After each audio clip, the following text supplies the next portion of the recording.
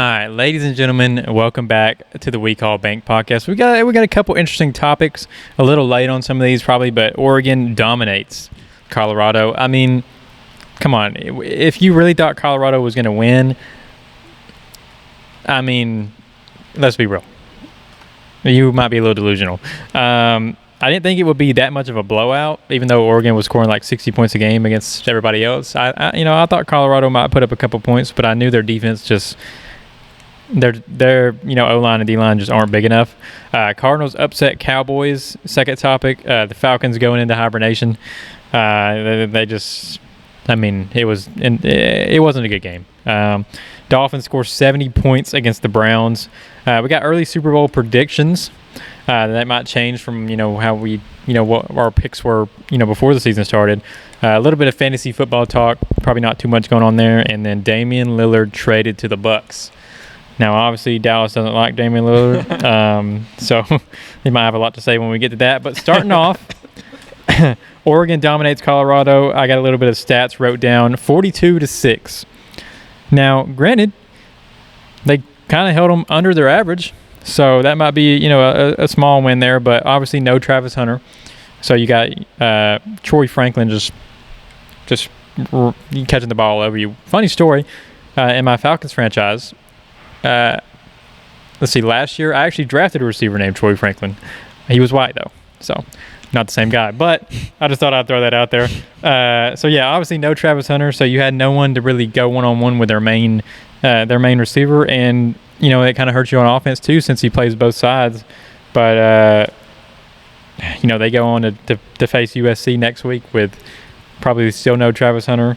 I think Shiloh, I thought my dad was saying something that he got hurt too, like something to do with his kidney or liver or something like that too, like he was peeing blood or something. So I don't know what's going on with that. Maybe he doesn't play either. But Bo Nix in that game, 28 for 33, 276 yards, 3 touchdowns, 1 interception.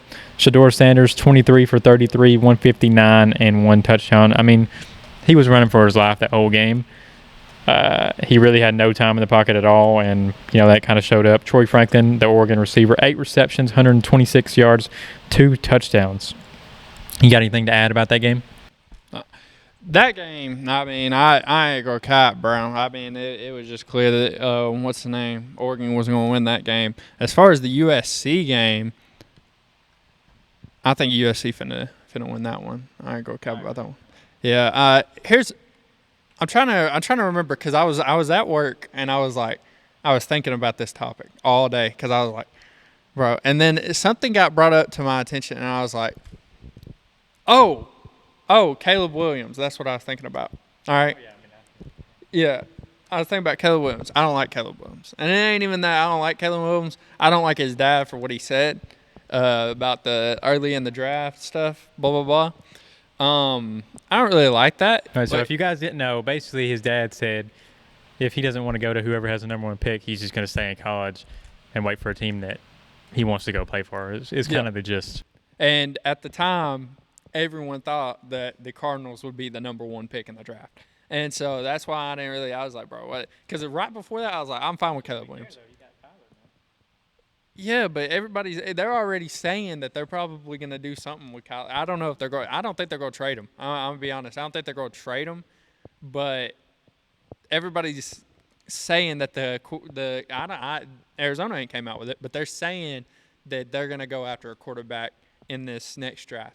I hope not because I love Kyler. Everybody knows I love Kyler, but anyways, my point is, here's the thing, and I'm going to get to that topic in a bit later on. But here's the thing, is my only beef with Caleb Williams not only is the thing about the dad, but it's also the Heisman. Because if we're being honest, all right, you know who should have won the Heisman last year? Stetson Bennett. All right, Stetson Bennett should have won it. And I agree he was second, but I don't know if I could have gave it all to him. But oh no, here's why. Because I saw Tyree. I mean, I ain't calling him out, but I saw Tyree's post. You see that post on Facebook? It was talking about top SEC quarterbacks, blah, blah, blah, and he mentioned Stetson Bennett of all time, talking about all time. And so I was like, I mean, obviously, Stetson Bennett's not the best SEC quarterback of all time. Yeah. But there were too many people attacking him in them comments. All right, let's be honest. I know everybody's going to say back-to-back champs, blah, blah, blah. You know, here's the thing. Yes, okay, the main comment was that he had a great team around him. He had great defense. He had all this. Bro, okay, that's fine and all. Okay, that's sexy. That's everything like that. But when they went up against Ohio State last year, defense wasn't even in the question. I mean, yeah, they had a game-winning basically defense. He won them that game, yeah. Yeah, he won them that game because they put up – it was like 43 or 48, something like that. They stopped them for the field goal. I mean, it was still in field goal range. It was the kicker that missed that. It's all on the kicker. Everybody knows that. Yeah. But honestly, Stetson Bennett did his thing that game. Stetson Bennett did his thing because you can't be no bum and, put up 40 points. You can't be no bum and go undefeated. You can't be no bum.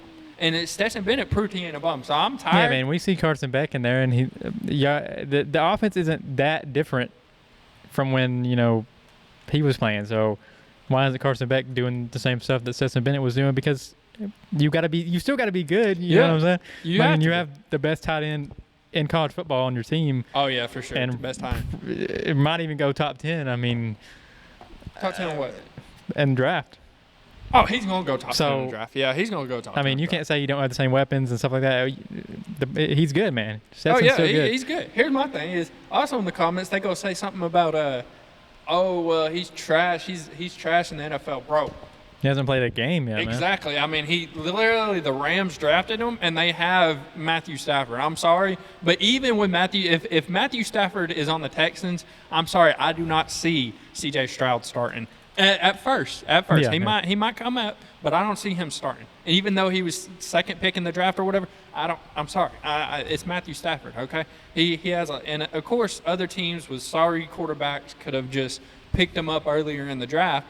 But at the end of the day, with all this talk about how trash he supposedly is, I don't know. To me, 2 back-to-back national championships, you're a dog. I feel like the player Stafford is the kind of player that Bennett could be. Like, goes through his whole career with the Lions. They're not really winning anything because he never really has a team around him. But yeah. I mean, if he stays there, Stafford stays there, and obviously, they had to dismiss him from the team for a little bit.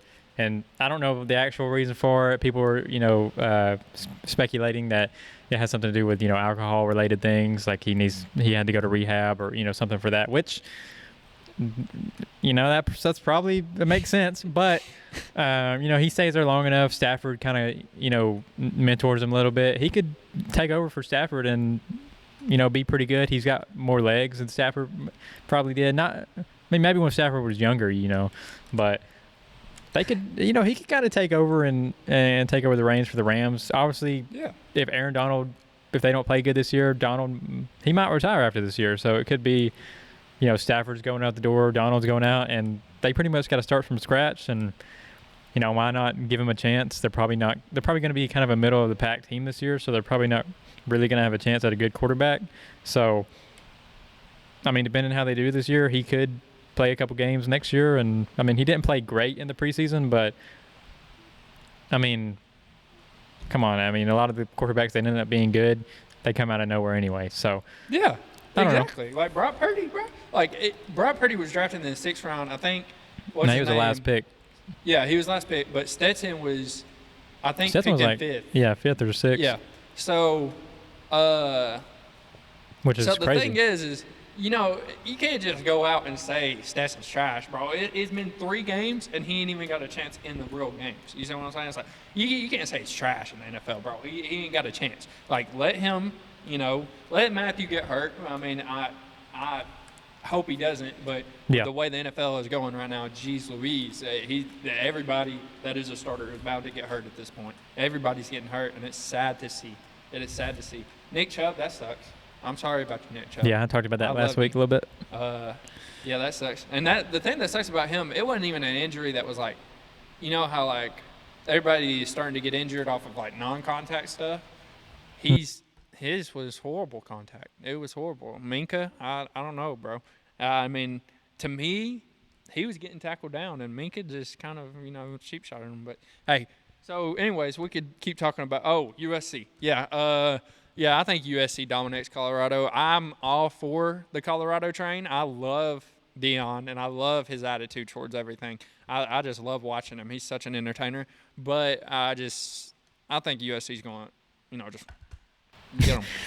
Yeah, I mean, I think it'll be a closer game than the Oregon game because I don't think USC has a good defense, to go with their offense. But I mean, it's going to be, kind of a challenge for Shedeur to see if he can, have a bounce back game. But at the same time, you're going up against a team that probably has a bigger D line than your O line again, so it's probably going to be more of the same. Him running around with his head cut off, and he can't really do anything about it because the line can't block. So I think it might be a closer game, but you have a Heisman candidate going up against Shedeur.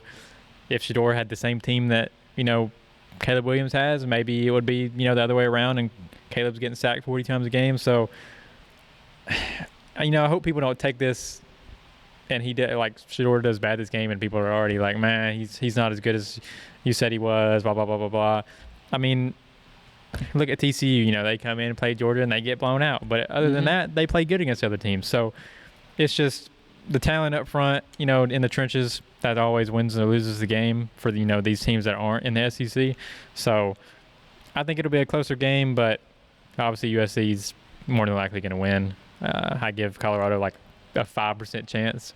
So yeah, that's all I really got to say about that. Cardinals upset the Cowboys, so we got a Cardinals fan in the building. 28-16 Cardinals over the Cowboys. And if you look at the stat line, you wouldn't really know how they beat them, if we're being honest. So Josh Dobbs, 17 for 21, 189 yards and a touchdown. You had Dak Prescott, 25 for 40, which that could be part of the reason. 249 yards, touchdown, and an interception. James Conner goes for 98 yards and a touchdown. Pollard, 122 yards on the ground. So, I mean, if you're looking at the stats in general, you might think the Cowboys won. But, I mean, if Dak went 25 or 40, that probably means they went, the Cardinals' defense was playing really well and forced a lot of punts is probably what happened. I didn't get to watch the game. But any thoughts on your Cardinals getting their win? Yeah, so I also did not get to watch the game because just like I don't know if he told y'all. He was on vacation. Yeah, I was on vacation during that whole entire weekend and stuff. So I actually did not get to watch the game, but I had notifications on, and it was saying something at halftime that they were still beating them, and I was like, all right, bet. So I tuned in a couple times. I think Marquise Brown. Yeah, Marquise played really good. Yeah, and so – I mean, honestly, here's the thing. I'm always up for positivity and optimistic and stuff like that. So usually at the start of the year, I'm always like, hey, I'm not saying we'll win a championship, but we'll make playoffs. That's what I say every year.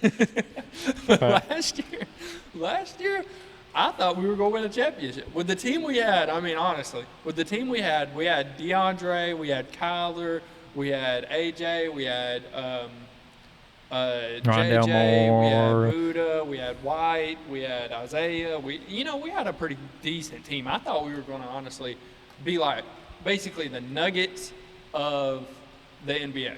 So nobody really was saying the Nuggets was going to win a championship at the beginning of that season, and then they came through with a good, decent team, turned around, became superstars, and won a championship. I thought that's what the Cardinals were going to do, and boy was I wrong. I mean, injuries just.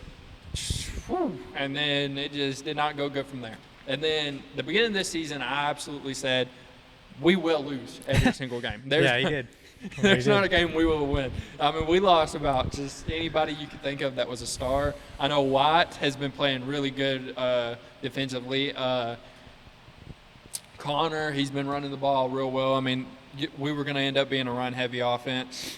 That was just clear. Dobbs, I know his first game, it was kind of weak, horribly weak, but I think he's starting to get in rhythm because he's actually starting to, produce good for the team past two games. And, I mean, as far as the receiving, I mean, they're just hit or miss. You know what I mean? It just depends, It just depends how they're feeling that day. But I still think we're going to lose almost every single game this season. I mean, I think the Cowboys thing was just I don't know. I think their defense must have, like I said, I didn't really get to watch the game. I think their defense in the first half just wasn't really thinking, okay, this is the Cardinals, thinking they're going to score. And then they turned around, let loose, Cardinals let loose, scored. And then at halftime, they just said, all right, let's turn it up a little bit. And then they still didn't turn it up, and then they lost. But they see them again. I don't think they do. But if they see them again this year, the Dallas Cowboys will win. I'm taking them. I think there's a couple things we can take away. One, they lost Trayvon Diggs before the game during that week, so they're probably already a little shook. Now you have Stephon Gilmore playing, that number one cornerback, which he's still good, but he's not the guy he used to be. He's not as fast as he used to be. So, these guys that are really fast, they're gonna give him a little bit more problems than they would have when he was in his prime. So we got to take that into account. Maybe the Cowboys underestimated the Cardinals, but I mean, if you look at the scorecards, from the Cardinals' last few games, they were in every game. They were up in most of the games, and they ended up losing. So you can't really take them lightly. If you look at the team, just from the roster, and you might not think they're going to win that many games. Obviously, getting rid of Isaiah Simmons. I don't know if Buda's even been playing yet. So, I mean, if you just look roster versus roster, you're not thinking they're going to win really any games. But, they're coming through. If they can go 2-2, maybe be 3-2 when Kyler comes back, maybe, they put Kyler in. Maybe that entices them to bring Kyler in. Maybe that makes Kyler want to play because they're not 0-5 when he gets in. So, yeah, I mean, if they can hold it together until he gets back. But the thing is if Dobbs is protecting the football and playing good enough to win, maybe they don't want to put Kyler in. So, I don't know. It's kind of a toss-up, but, this could spell, disaster for the Cowboys. They lose a game, no Trayvon. They think the world's ending. Cowboys fans think the world's ending. So, who knows? Maybe the Cowboys are not actually that good. They just had a really good game against a Giants team that wasn't ready to play in the rain. So, I don't know. How the Cowboys are. They'll make the playoffs, but that's about as far as they're getting. So we'll see how that turns out this year. But maybe the Dallas Cowboys aren't all they're cracked up to be. And I hear Skip talking on his show about how good the Cowboys are, and then he's listing all these pass rushers they have. And I'm going through the list. Yeah, okay, I don't know that guy. And then he's Dante Fowler. Yeah, I know that guy. And you want to know why? Because he was on my team. What did he do when he was there? Hey, exactly. Nothing. So, throw the names out there, say all you want, but these guys aren't as good as you're saying they are. Obviously they got to be good to make it to the NFL, but at the NFL level, they not the person you saying they are. So, and that's all I got to say about that. Moving on, Falcons lose 20-6. It was a heartbreaker, man. If you're a Falcons fan and you watch this game, Ritter gets sacked 7 times. 7 times. Yeah, you heard that right. 7 times. That's ridiculous. The line couldn't block a fly. Ritter held the ball too long sometimes, so I can't blame it all on the line. But minimum, they gave up at least 4 sacks. I'll blame 3 on Ritter for holding the ball too long. But that also could be the receivers aren't getting open. It could be he's missing a read. It could be bad play calling. It could be bad spacing. It can't be all on Ritter. And as much as he was under pressure, 21 for 38, 201 yards, I'll live with that, man. He was running all over the place. He was trying to make plays, and it wasn't going his way. If you watch the game, it's like, okay, they're beating us, but we're getting the ball back, and then we're giving it back to them. We're getting the ball back, and we're giving it back to them. We were never out of the game. We just couldn't get anything going on offense. Like, our defense has been playing really well throughout all the games. Jesse Bates probably a big reason because of that, or to help us, help our defense. But I mean, it was just a struggle. Bijan only had 33 yards on the ground. Kyle Pitts, kind of I ain't gonna say breakout game, but like a, getting those rhythm game, 5 receptions for 41 yards. Goff, 22 for 33, 243 yards, a touchdown and an interception. Jahmyr Gibbs finally getting, that start without David Montgomery there. He gets 80 yards on the ground. Amon-Ra St. Brown, 102 yards. But only giving up 20 points, like, if we only give up 20 points a game, I'm confident in us winning a lot of games. And, if you can hold teams under 20, that gives your offense leadway to win games. So, if anybody's talking about the defense, I don't know why, because it was all offense fault, man. If the offense did anything, gave the defense time to rest, they might not have 20 points. So, You probably didn't watch the game, but I didn't. But hold on. Wait. Just a quick question. Who do the Falcons play? who did they play? Who do they play? Jaguars. They play the Jaguars. Okay, that's what it was. I have Trevor Lawrence, and he's been dog water. But I was thinking about sitting him just because I have so much faith in the Atlanta Falcons defense, because I really do know how good they are. I didn't watch the game, but I have been watching some of the Falcons a little bit. I usually watch Red Zone, and then obviously on Mondays and Thursdays I watch just the games. Yeah. But from what I see of the Falcons, they have a good team. They have a beyond playoff team. And I don't think Joey's going to like hearing this, but it is time to get rid of Ritter. And I understand. Okay, me and Bradley talked about this. We got to give Stetson Bennett time, but we not giving Ritter no time. Yeah. Here's the thing. I understand your whole point is the line. And I can honestly, feel that because – Hold on. Yeah, exactly. That's why I'm saying I can honestly feel that. Here's what I realized, though, okay? This is what I realized watching it was the 49ers. I think they just played the Giants, it was. Boy, the Giants were putting that pressure. It felt like watching the game last night of the – who was it? The Green Bay Packers and the Lions, was it? Yeah. Boy, they were putting pressure on that line. It was crazy. And that's what they were doing, the Giants were doing to the 49ers. But Brock Purdy, he was snapping that ball, and I'm talking about within a second or two, he was throwing it. Yeah, here's what I'll say.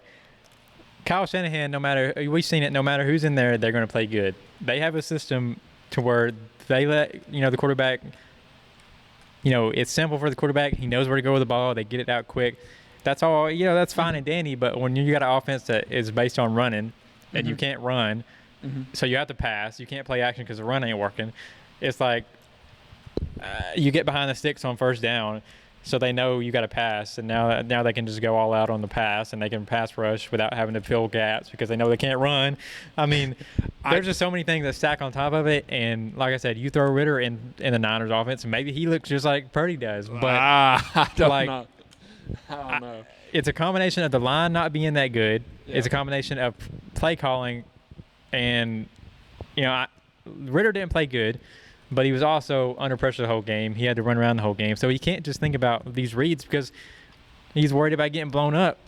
So you ain't gonna blame Ritter at all. Ritter had some terrible throws. He had some people open in the fourth and the third quarter to try to get us back in the game on a couple third downs, and he missed the throws, man. I don't know if it has something to do with him being paranoid because he thinks he's gonna get sacked. I mean, he's got sacked 8 times. Like, if I'm getting sacked 8 times, you think I'm worried about getting the ball off? No, I'm worried about protecting myself from. He needs to be on the bench if he's worried. Here's the thing. I will say this though. Ritter is way more of an upgrade than Mariota was. I'll tell you that. He's way more of an upgrade. I think Ritter could be a good quarterback, but when we say give time, I think for him, we need to give time and let him – I think he could be a good Geno Smith. Give him a couple years to sit on some benches and then let him come up, be a starter. And I think that's what he could do. Ritter, I don't know, bro. It's just some of his plays. Like I said, I don't get to watch the full games because I be watching Red Zone. So the only full games I watch are on Thursdays and Mondays. But from what I see of him, just some of his plays are just really relying on Bijan or really relying on. I don't think that's him. That's them calling the plays, though. Like, it ain't. They're saying here we're going to throw a screen for Bijan. That ain't him saying it. He can't throw the ball 40 yards on a 5-yard screen. He's got to throw it. I see what you're saying. Throw it to what they call him. But you can't get those big plays because the line can't block long enough. So, yeah, I mean, I get it. He's made some bad throws, but you got to give him a whole season. And then, like, I'm not going to jump the gun 4 weeks into the season and say, all right, he's bad, he's good. He played all right in the first game. He protected the football. Everybody's like, okay, he might be good. Second game, he doesn't play as well. They still get the win. Third game, he plays like crap. I mean, he really did. He would even say he played terrible. So give it a full season, and then that's when I would come back to it. If it's week 8 and we haven't won a game since week 2 and Ritter's playing bad, then I'm fine with Heineke going in. I was fine with Heineke going in the fourth quarter because, Ritter's not in that rhythm. Give somebody else a chance. That don't mean that you bench him for the rest of the season, but You could have put Heineke in there, which I get them not because maybe you don't want to ruin the confidence or whatever. But yeah, I would have been fine with them taking him out in the fourth because I was screaming at the TV halfway in the fourth, like, dude, you can't miss that throw. But who's a free agent? Matt Ryan. Okay, I thought you was about to say Colin Kaepernick. And I was no, leave the podcast. I ain't even gonna talk about Colin Kaepernick. I don't even. Yeah, I would listen. The only way I would bench Ritter is if Matt Ryan came back in.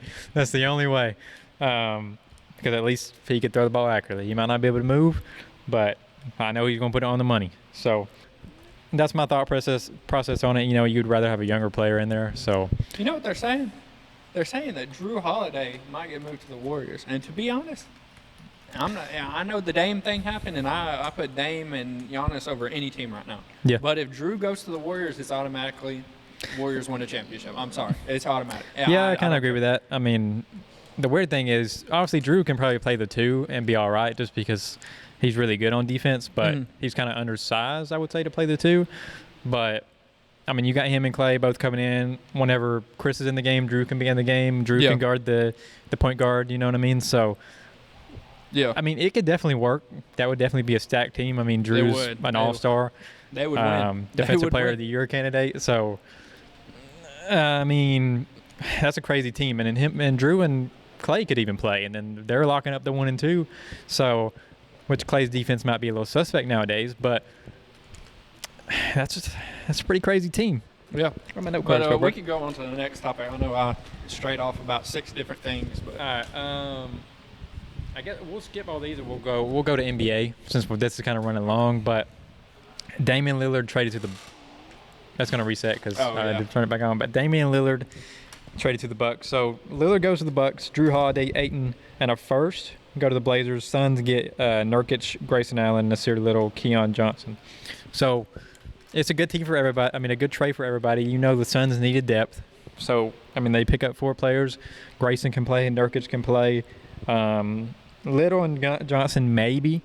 I don't know what kind of players they're keeping. I honestly thought what's the dude they brought from the Magic to the Suns? He streams. Who? Who's the guy that they brought from the Magic to the Suns? The guy that streams. Terrence Ross, I think. Is that his name? Terrence Ross, that's his name. I honestly thought that was a really good pickup. He's a solidified scorer, I would say, and he was coming off the bench, but he didn't really play that well in the playoffs. So, I thought that would be a good addition for them. But as far as the trade goes, I think it's good for all sides. The fact that he didn't go to the Heat was a little surprising, but it said that after they got the Bucks trade going, they didn't even go back to the Heat, and I don't blame them. I mean, Tyler Hero and maybe a first is like probably the most you're getting. So all in all, I think it's a really good trade. I mean, Bucks lose a lot of rotational pieces, so is it really that good of a team still? I think the pick and roll with Damian and Giannis might be ridiculous. But all in all, I think Bucks are probably a favorite now. Yeah. So first thing that I thought about, because you were the first one to say that he was running away from the crime. And the first thing that I'm honestly thinking about, bro, Dame, you better take that bro, matter of fact, you better be making a video right now saying your apology to Paul George. This is the first thing that I thought about, because you were the first one to say that he was running away from the crime. We got different opinions on this because okay, apologize. Paul George in general, he's been on 3 different teams? 3. Yep. OKC, Pacers, and now the Clippers, right? Yep. How many times? What did he go to the playoffs? Once with the Pacers, twice maybe.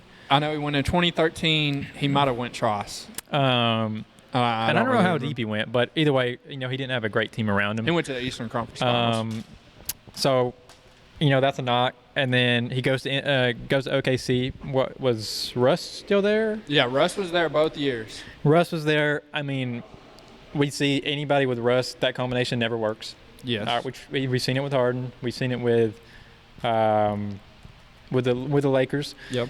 He played all right with the Clippers, but obviously that combination didn't work in OKC. So then he goes to the Clippers. Well, hold on. Time out. He had his best year though. Him personally, individually, not as a playoff team. Success. Yeah, as a team, he did get knocked out of the first round. I think the second year by Damian Lillard, but as far as Paul George himself, Paul George is that man.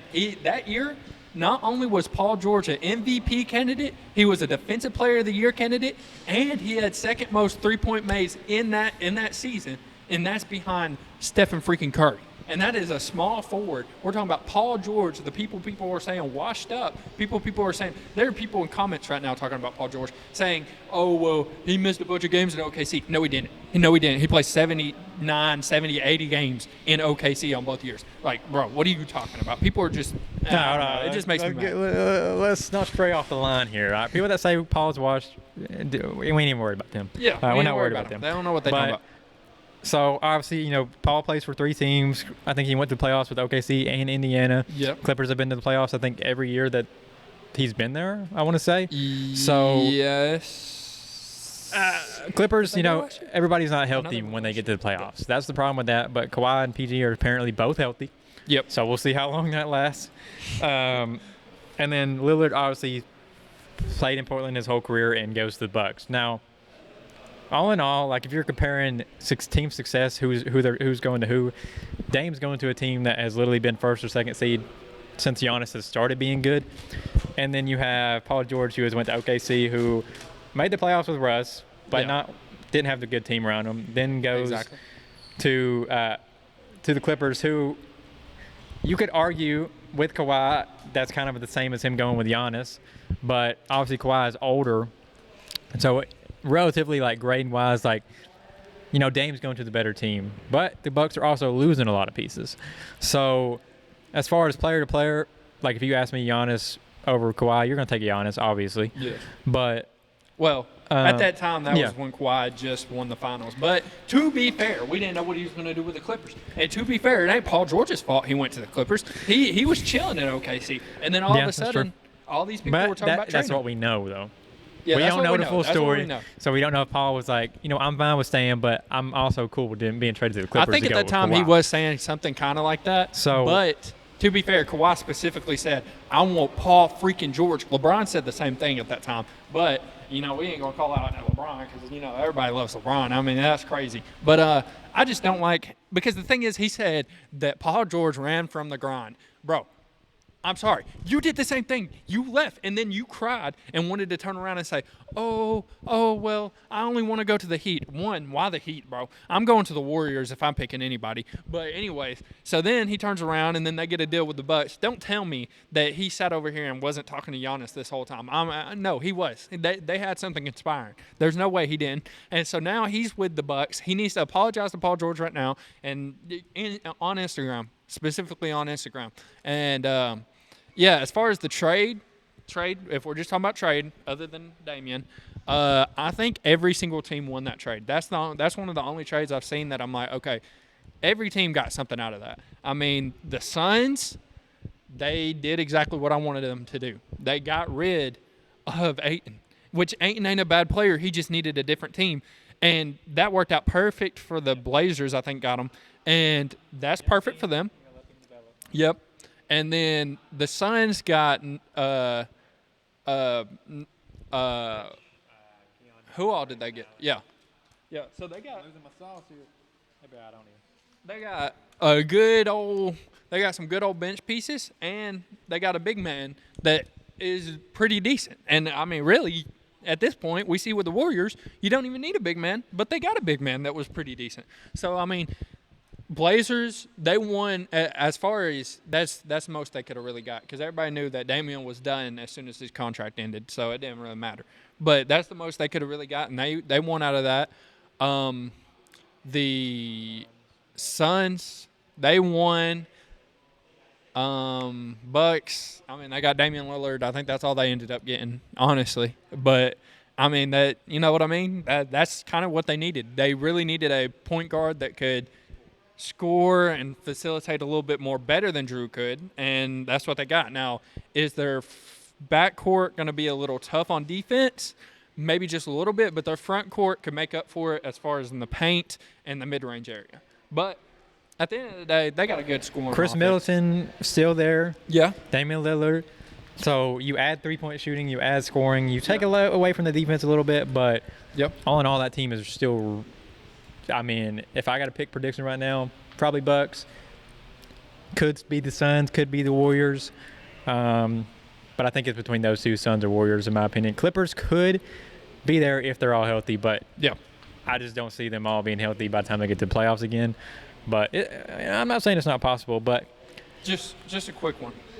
Miami and San Fran are going to go be the Super Bowl. oh yeah, if I'm predicting the Super Bowl, I like San Fran more than I like pretty much any other team. I don't think the Eagles. I told y'all before, Jalen's not gonna have a season like he had before, and if we had to look at it now, I think that's partially true.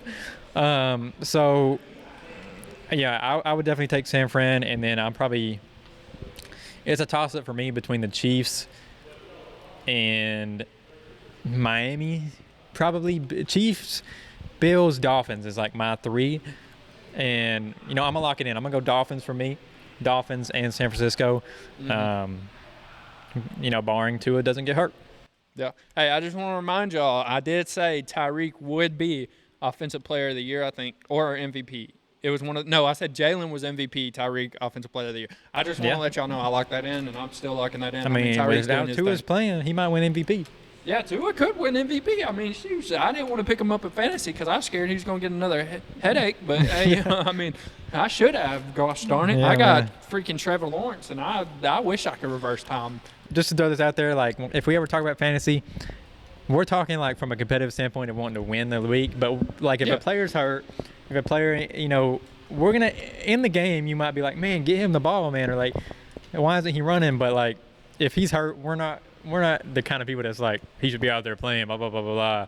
Like, we care more about the fantasy team than we do our team, and more about the fantasy team than we do the players. So just a disclaimer, if we ever talk about fantasy football, injuries happen. I would rather the players sit than play. I don't know about that. I mean, I would rather them sit, but here's the thing. What was it? Who was it? Darwin James, bro. I need you, whatever. I think it was Luvu he got a hip, so I think it might be his chest, Darwin James. I don't remember. It was something with him. I need that to be fixed, bro, because you are my defensive back, and I really need you to play this week. I really need it. I'm undefeated. I'm number 1 in both leagues right now. Joey's me and him have the same record. I just have a few more points than he has. So right now it's between me and him in that other league. But my first league, I'm undefeated. And undefeated, never lost. Yeah, I really need Derwin James to just, put them britches up and, play, because right now he's doubtful and I can't have that. So, yeah. I mean, as far as like people like Nick Chubb, I'm okay with him not playing. but if it's just a little minor injury, like it's just like your toe hurts, like, bro.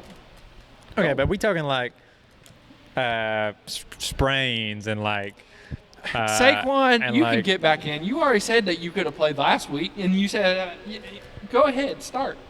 Go ahead and tell us your story. Okay, but moral of the story is what I was getting to is, like, we're not caring about the fantasy team or the fantasy winning the fantasy league more than we caring about, like, a player that shouldn't be playing. Yeah, that's true. Yep. I don't know about him, but I agree with him. I mean, I wouldn't be one of those coaches that are like, oh, Tua had that concussion, let's throw him back in. I mean, at the same time, they were undefeated, and then they ended up losing the whole season. So, I mean, what risk do you really want to take in this kind of situation? I mean, it is the NFL, but,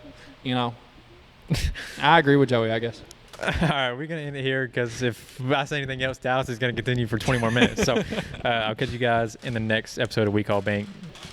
Deuces.